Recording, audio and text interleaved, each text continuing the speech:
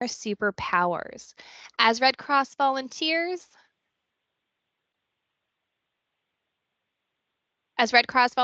you have the heart and courage to endeavor on this life-saving mission. In this fun-filled training, we will learn how to effectively deliver techniques to acknowledge, support, and reset during times where your strengths will be challenged, helping to protect a positive atmosphere and assure successful donations at every drive beside our collection staff in the name of the donors. We are about to overcome negativity and discuss those overwhelming circumstances that challenge our compassion and strain our power of positivity. Like many great superheroes, the ultimate power we all can expect to learn from attending these sessions is the power of visibility. Making caring visible by incorporating skills, initiatives, and behaviors serving internal and external customers at all levels and every interaction, creating a caring culture every day.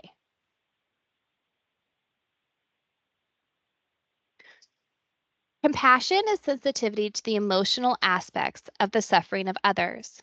It is the ability to identify the physical, mental, or emotional pains of others and themselves. Everyone can feel compassion, but how exactly do we act on it? As a volunteer superhero, how can you make a difference?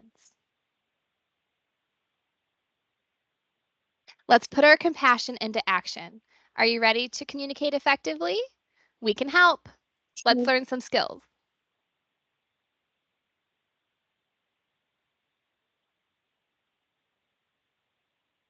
Effective delivery techniques are an important way of turning this emotion that we are feeling into something visible for others. By using 3 important techniques, acknowledge, support, and reset, we will be able to adapt how to appropriately show this personal side of ourselves.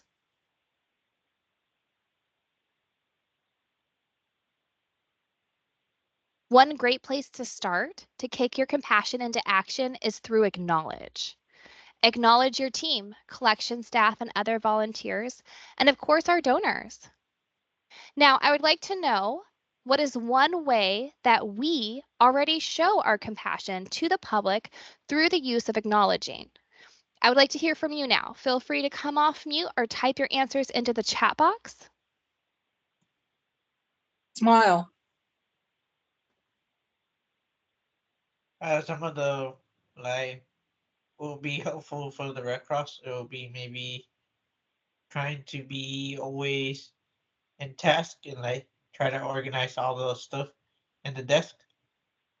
Yeah, yeah, Always organization. trying to always like when you go put the paperwork for the plate list, you need to like nice and organized. They don't get confused.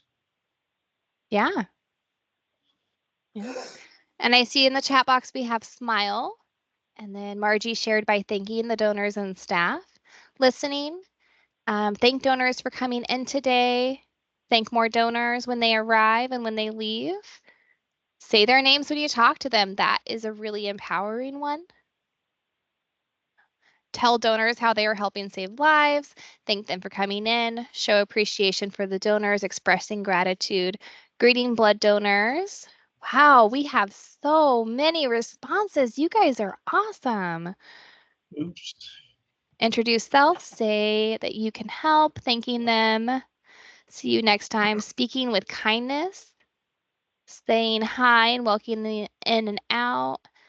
You guys are recognize And something this split. specific about them and make a connection. That is amazing.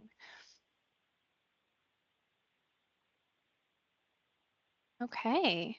So those are all some super examples. It is important to remember some key to your compassion can be shown through acknowledge, through motivation, contribution, and appreciation. So you can acknowledge the motivation of others. Everyone has a reason. You might even ask yourself what might motivate a donor to donate. You know, what might motivate a fellow volunteer to volunteer? What motivates our collection staff to work for our organization? We cannot be compassionate without the stories and the whys. Providing the listening ear to opening the door to compassion is always a great start. Acknowledge the contribution of others. I believe a few of you talked about some ways that you can show gratitude.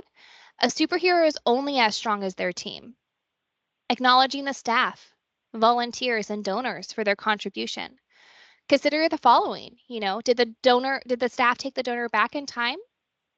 Did the staff pay extra close attention to the donor prior to sending them off to the canteen? Does the donor know that their time was impactful? Was the donor thanked for giving today?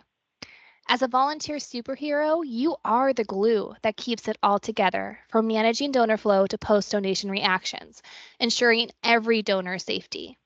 Having the power to identify others' contributions allows your team to make the dream work. Acknowledgement through your appreciation can really be the driving force. Appreciation is how you can communicate that you have noticed and observed others' behaviors and actions. Showing appreciation by acknowledging the collection staff, for instance, taking the donor back in time, donor attention, etc., pulling the staff aside and just saying, thank you for taking that donor back so quickly. They were worried they weren't going to be able to make it back in time. Or, I really appreciate you listening and making that donor feel comfortable. They had such a bad reaction last time they donated. Showing appreciation by acknowledging a fellow volunteer for helping you at a blood drive. Thank you for coming in today. We were so busy. It was great to have some help. Or even, thank you for covering both areas for me while I grabbed some lunch. I know you also took a break, but I really appreciated you being here.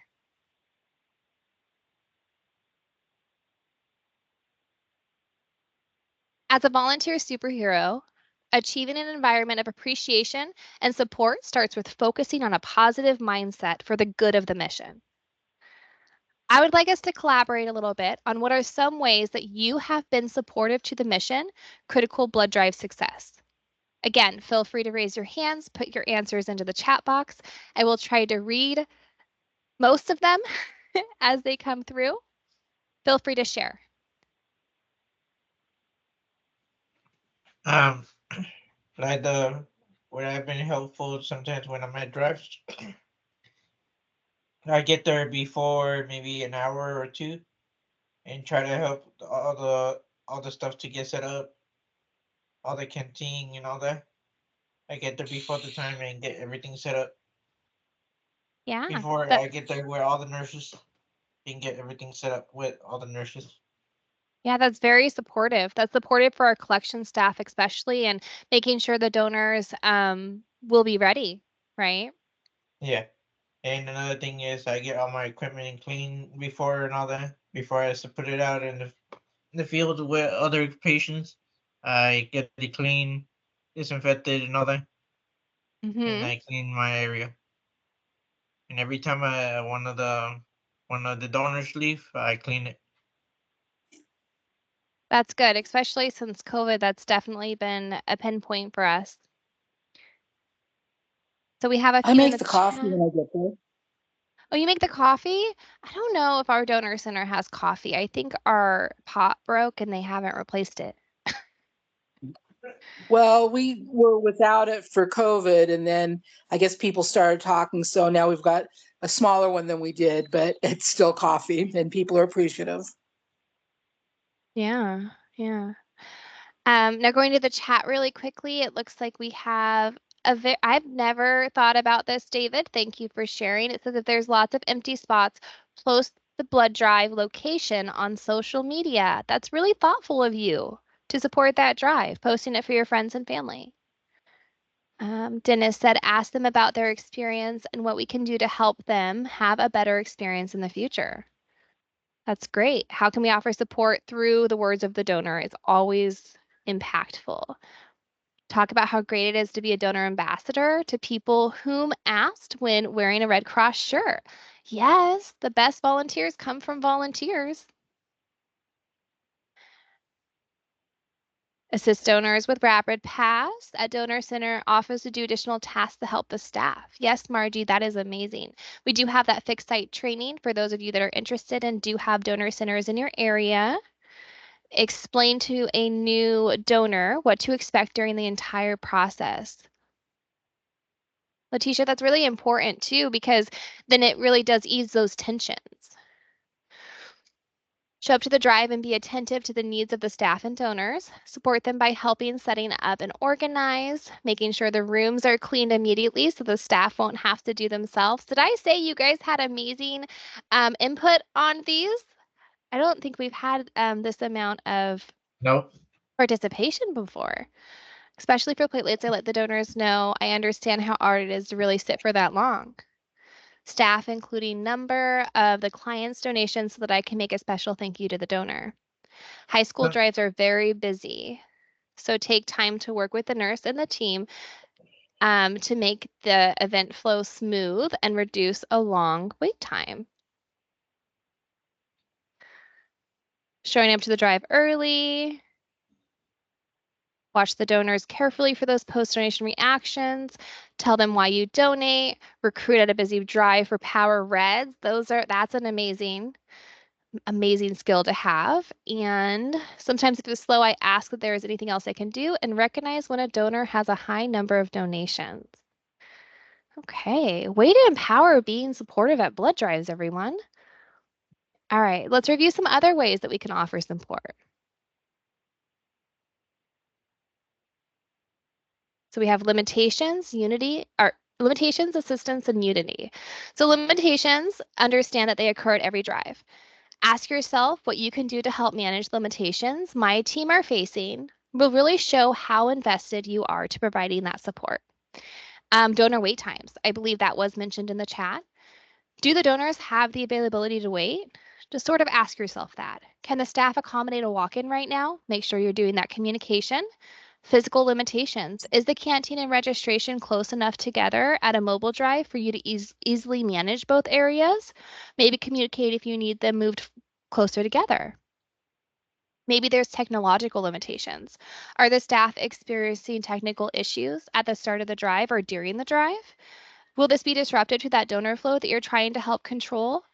And should you communicate any sort of messaging to donors? And then, of course, offer assistance when needed. Observe and ask yourself the following during that observation. Will it benefit the staff to have you help clean donor beds or health history booths? I believe that was one that was mentioned in the chat as well. Will it benefit the other volunteer that you have with you, maybe to manage one area while you manage the other? Can you assist with any communication to donors, such as wait times, technical issues, etc.? Take the opportunity to provide support by offering to help with setup or answering questions for a donor, which I believe most of you have already done and expressed that in the chat or by coming off mute today. And then, of course, always create that unity. Maintaining a positive, healthy work environment keeps donors happy and everyone working as a team. Communicating observations or offering support will help you and your team to manage the drive more efficiently. Recognize when a team member, fellow volunteer, or even a collection staff needs that support and ask if there's anything you can do to lessen the load.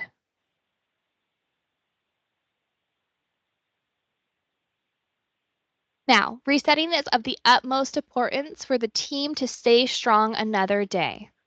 The best way is to reset is to reflect. Oh, hang on. Ha. The best way to reset is to reflect, center, and relax. Start reflecting by reminding everyone that days are tough, but we are too. Provide a space to acknowledge the difficult moments, but identify ways to reset by centering and relaxing. Center by revisiting those moments, revisiting the why behind the donation process and the impact it makes to ease tensions on those difficult days for difficult donations.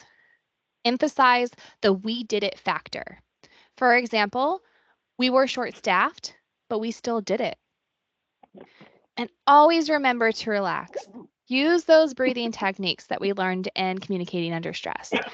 Use them with staff, donors, and other volunteers. Decompress the stress. Be that shot of positivity everybody needs, and never forget your efforts that you have made today. Now, to Helen for some more fun.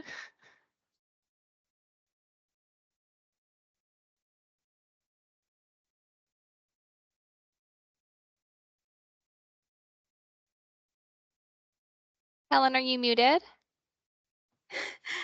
Yes.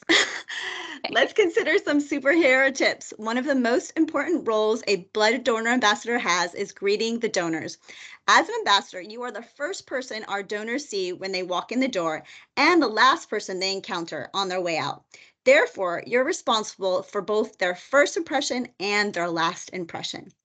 Acknowledge the donor with a genuine smile, non-verbally expressing how grateful you are that they walked through the door. From the get-go, thank them for coming in to donate, even if they get deferred or are not able to donate and come right back to you. Let's connect about this last tip, interacting.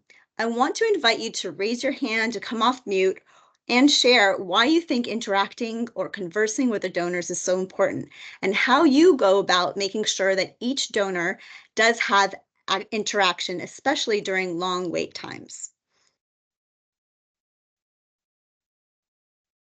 Well, the center that I'm at, it's I have a lot of the same people that come a week, every other week for platelets, and every couple months. So I know them personally, and I can talk to them about lots of things. So that helps. But the new ones I always welcome too. That's awesome. I'm sure that they love seeing a familiar face. Feel free to type anything else into the chat or again, come off mute. I think talking to them definitely helps put them more at ease.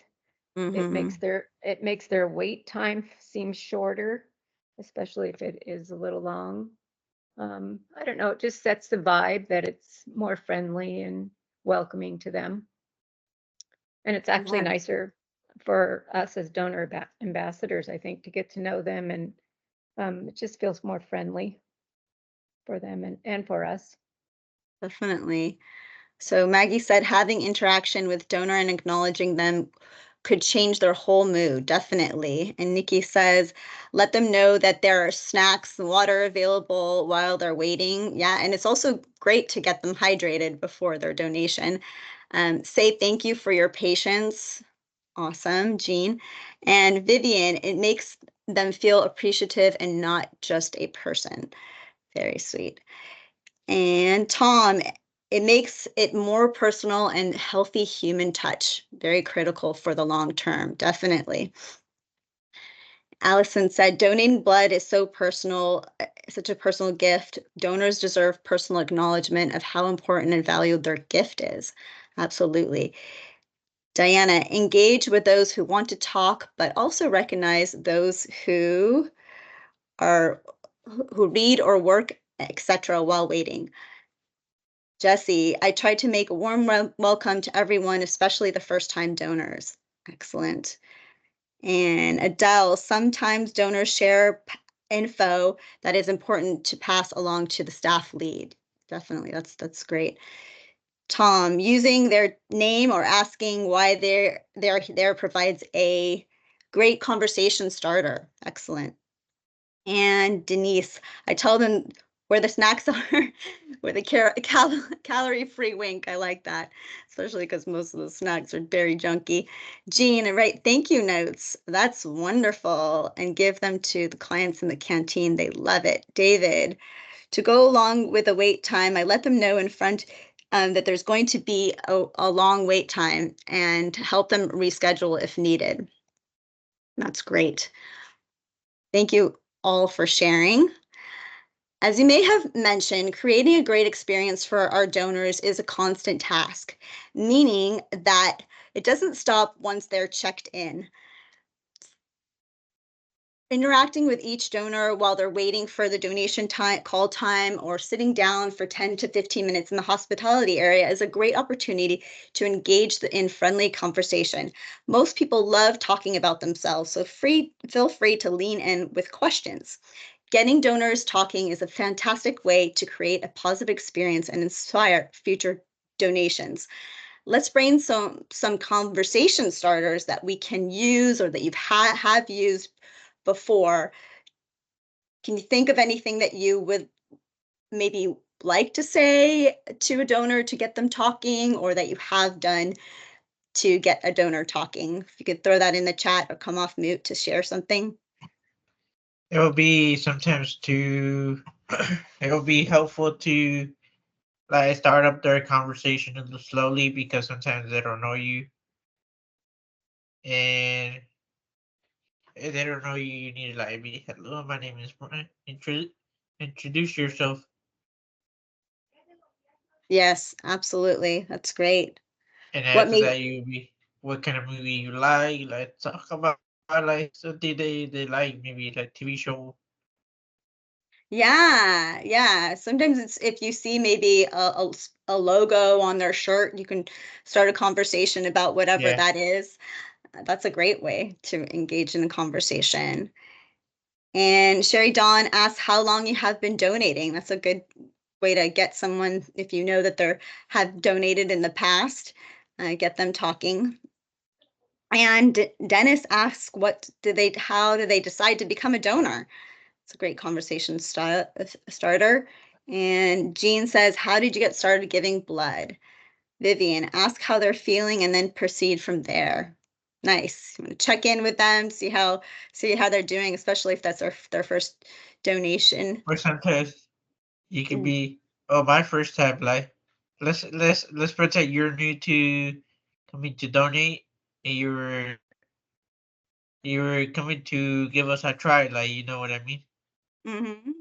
John Like, you'll says, come into the donor center and say, my name is this. I'm trying to donate. This is going to be my first time.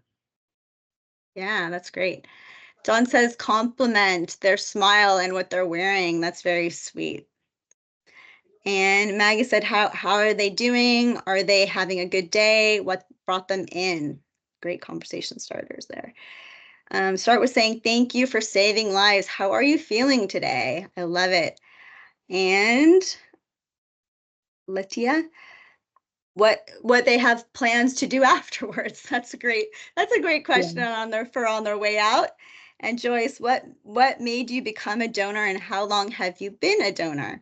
Excellent. Ask them about their day, how it's been going, talk about the weather, how long they've been donating. If they have completed a rapid pass and if they have donated previously, do you have a donor card? Excellent. And Jean says, we appreciate your donation. Would you like to schedule the next visit? Awesome. All right, getting those repeat visitors. So did you know that some volunteers come out not just to donate blood, but to socialize? So definitely keep that interaction going with them. All right. Some other superhero tips. Engage with the charge nurse. Be aware when you arrive at the drive, introduce yourself to the charge person, ask important things that you should know about the drive, discuss walk-in donors, will they be accepted, reviewed on a donor by donor basis, thanked and redirected because the schedule is full. Know the flow. Ask for a general overview of the busier or slower times of the drive so you can anticipate donor flow. Check in with a charge person when the wait time is more than 15 minutes. Ask if they would like to give you and arriving donors an update of the wait time. If yes, what link should be shared with the donors? Get courageous. If you don't feel included or set up for success, let the staff know. The charge person is your direct supervisor on the site, and it is their job to ensure that you have a great volunteer experience. In fact, volunteer satisfaction is an actual metric, a performance metric for collection staff, from phlebotomists to collection managers. Check in. Check in to get included in the staff huddle. Use your courageous superpower to ask to be included in the staff huddle that happens before the start of the drive. Items discussed at the staff huddle are power ride appointments, walk-in capacity, and the staff break schedule. If you would like to, I'd love to see how many of you have ever either seen the staff huddle happen I've been in or multiple. yeah, or actually joined it. If you joined it, we'd love to hear about that. But if you actually Oh, just I used noticed, to. noticed that happening in the past, maybe just raise your hand if you've actually noticed it, or definitely throw something in the chat if you are included in that staff huddle. Love to hear about that. I don't know how to type, but I've been in them before. Okay, excellent. And they came up to you and invited you in? Yes, and I've been doing it for a number of years, and I haven't lately, but I used to. Wonderful. That's great to hear. Never seen it before. Yeah, it does happen. Sometimes it's very, very short, and sometimes it happens right before you get there, so you might not see it. And it's not something required for you to do. It's just something that if you want to know more about what's all the things that are going on in the drive, it might be too much information, but you can definitely ask to be a part of the huddle. They would definitely be happy to include you. Our next item is calculate. Calculate wait times with a wait chart. In some areas, a wait chart is available. You can ask the charge nurses if they have one available. The number of staff and the number of waiting donors are determined by that estimated wait time, and that can be shared with donors. Update donors as needed. It is the best way to prevent donor disappointment, to lay out those expectations upon arrival. Always review that printout list of donors if it's available. If you don't know yet, definitely ask, is this your first time donating? Seek to let each donor know where they can find the restrooms, how long their wait time will be, and where the snacks or drinks are, what is the process for a first-time donor, and what they'll be getting as an incentive. Excellent. All right, so high need drives. At many high need drives, it is easy to feel overwhelmed. High school drives are an extreme example of this issue. It's very challenging to find compassion for everyone all at once. There are first-time donors flowing in at a rapid pace that have all sorts of questions and concern. The schedule is impacted, and staff doesn't have time even to help you sometimes with questions. To add fuel to the fire, you may have to deal with teen volunteers that are supposed to be helping you, that may be just eating cookies and chatting at the hospitality area. So let's discuss, what do you do in situations like that? How do you address a challenge donors' questions when the staff aren't readily available? This is a few questions here. How do you navigate getting the sponsor volunteers to actually assist you? I know many of us have been in that situation before. I just visited a volunteer who was having that situation where the youth volunteers were not helpful at all. So please feel free to add a comment into the chat or raise your hand to come off mute. And Rebecca, can you read anybody's chat? Yeah, sometimes like I was in the volunteer sites, so I've been in a couple of them around my area. And sometimes I'll show up to the drive because they're around my area. And like I see who's there. If they need the hand, I'll like stay because they're around my area. Like I'll come and help out like when I'm not on the roster. Like I don't mind to help. Like I know there's a drive, like, and I know there's gonna be someone there. Sometimes they tell me, oh, there's not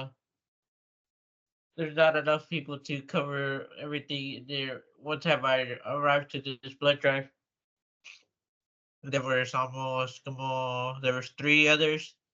They were all in the canteen, and there was 2 in the registration, and the other 2 they were not helping, and I needed to be kind of, hey, can you like help the registration? They're getting overwhelmed.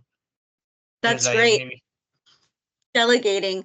So we do have Yeah, sorry. somebody asked what a sponsor volunteer is, and a sponsor volunteer is those volunteers that belong to whatever business that you're at or high school. So they're not the Red Cross volunteer such as yourself, but anybody else that's helping with check-in or hospitality that usually comes from the community center or business that you're helping out at.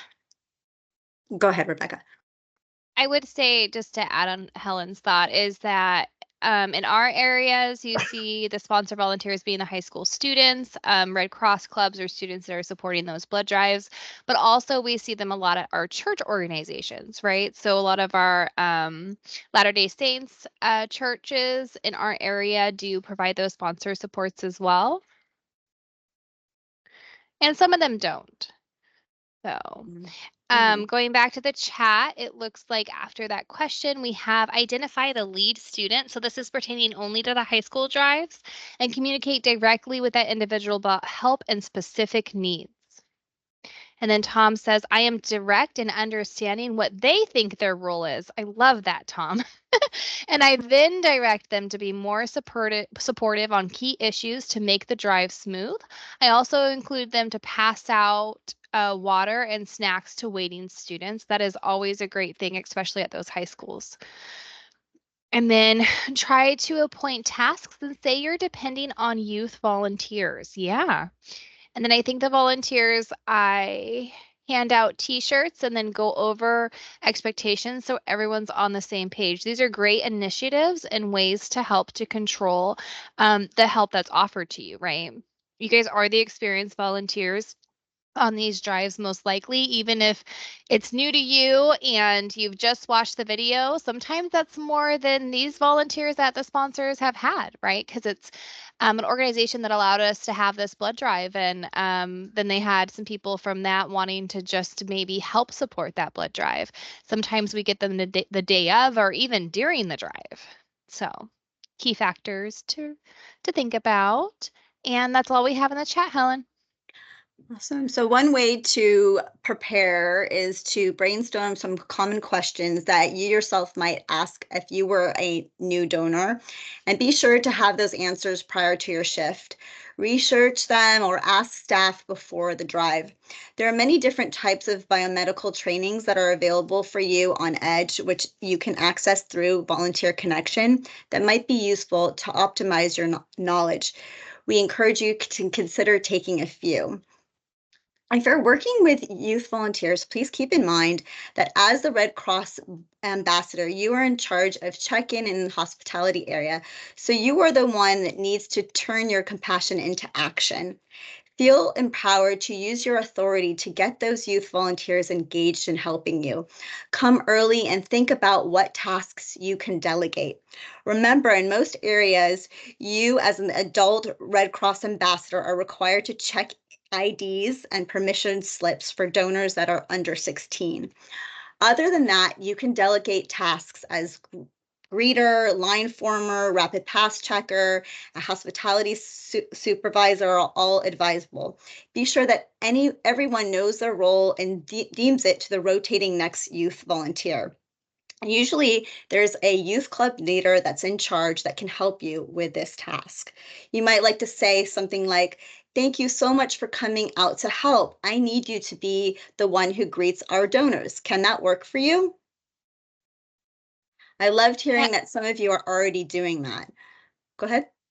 We do have a couple people with some hands up. Before we move on, Letitia, Jeanette, are you guys have your hands up for other reasons? Let's start with Letitia. Do you have anything that you want to input?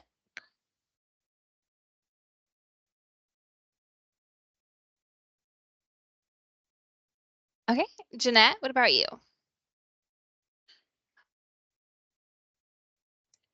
No, sorry, I accidentally hit it. Sorry. It's okay. I do that quite often too.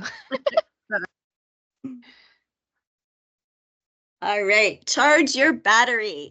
Take a break. We know it's not easy to ask charge nurses at a busy drive to take your break, but it is always essential.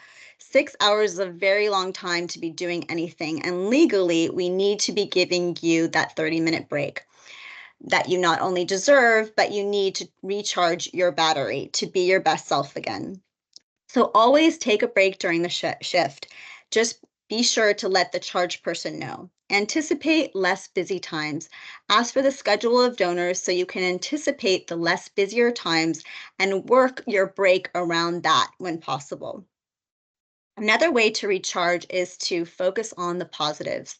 Some drives can be challenging. Remember the bright spots of the day, a first-time donor success, a donor recognizing you from another blood drive, or making an appointment on Book Now are all ways that you can boost your energy and help you recharge your superpowers.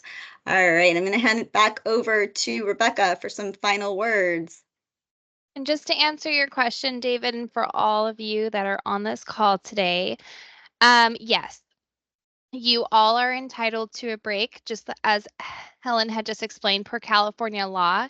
I would say that there are some staff and some areas that are really great at that and some places that are not. So if you're noticing that it's not something that's offered to you, or if you have expressed, hey, I would like to step away, take a lunch, or I'm going to run to Starbucks really quick is mine to grab some coffee, and they're denying you that, definitely follow up with your volunteer superheroes, your volunteer supervisors, so that they can communicate that treatment of you. Yeah, so, they're waiting for you to ask them for the break. They're not, to be honest with you, probably thinking about you taking a break.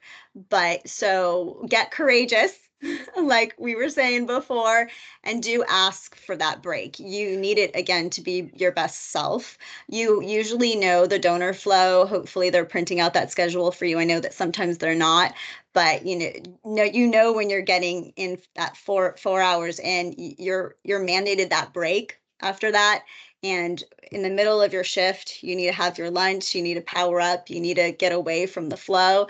Definitely advocate for yourself, because if I ask them, if they would say, well, they didn't ask me for a break. So they're looking for that from you. They're very rarely going to come out and say you need to take your break now. Yeah. And it's definitely something too, if you're noticing that it's really difficult to grab a collection staff to address that with your volunteer supervisors. You are entitled to be able to use the restroom, grab a drink of water, even eat a snack. I mean, 6 hours is a long time. And I would say it's not that they don't necessarily want to. They have good intentions of giving everyone their breaks, but charges are required per their paperwork to give the collection staff breaks. So we're not necessarily always on there. But communicate your needs.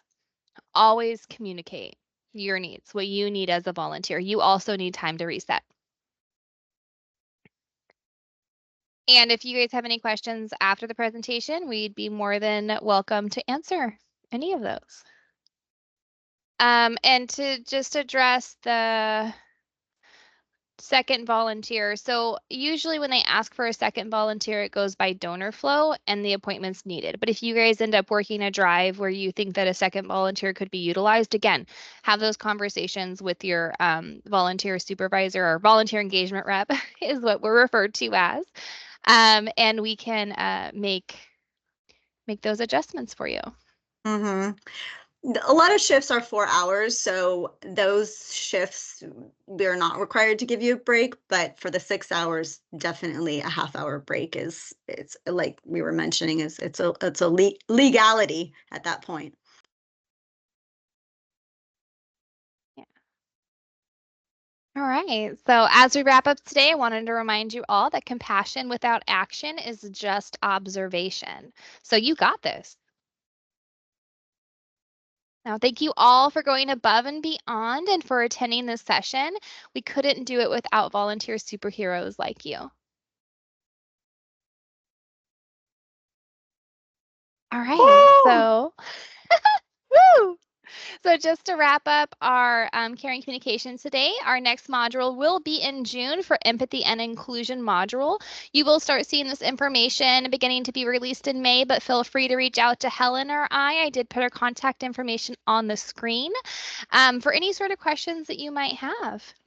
And we'll be on for the next 10 minutes to wrap up. So let me go ahead and stop the recording. That way.